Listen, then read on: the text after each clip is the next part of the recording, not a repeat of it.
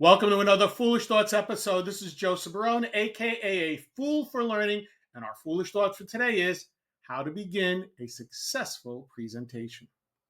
One of the things that I thought I was pretty good at, not perfect, but I thought pretty good at, was giving presentations and conducting training.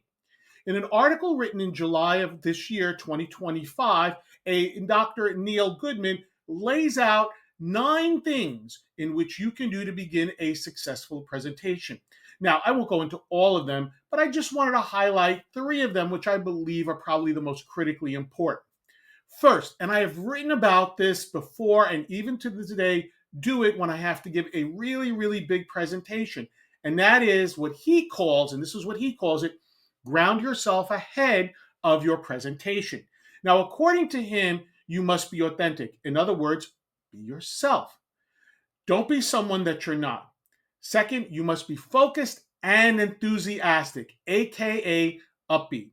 And in order to be authentic, focused, and enthusiastic, you need to know your materials inside and out.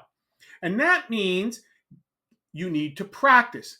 Practice in front of a mirror and do it a number of different times. And if you can get feedback from someone, do it. Okay? Knowing your materials, putting in hours of practice, and if time permits, doing a rehearsal with feedback from an experienced speaker and facilitator will help you immensely.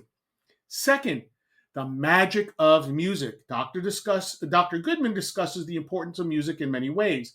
First, he recommends listening to music before your presentation and listening to music that will inspire you.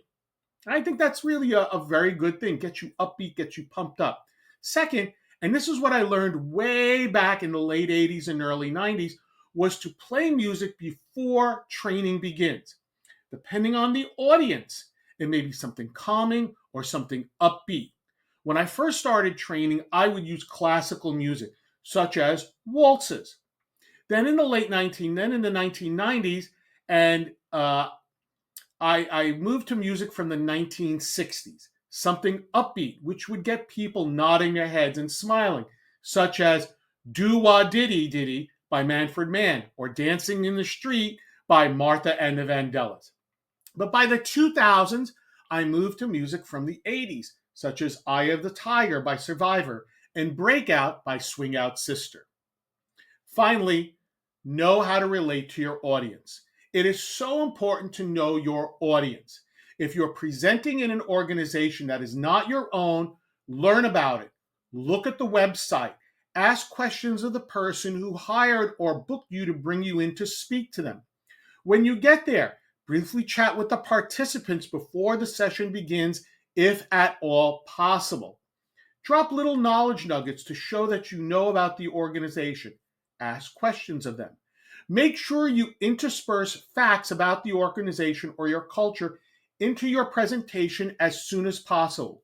By doing so, you will gain faster and easier buy-in to whatever you are trying to promote in your presentation.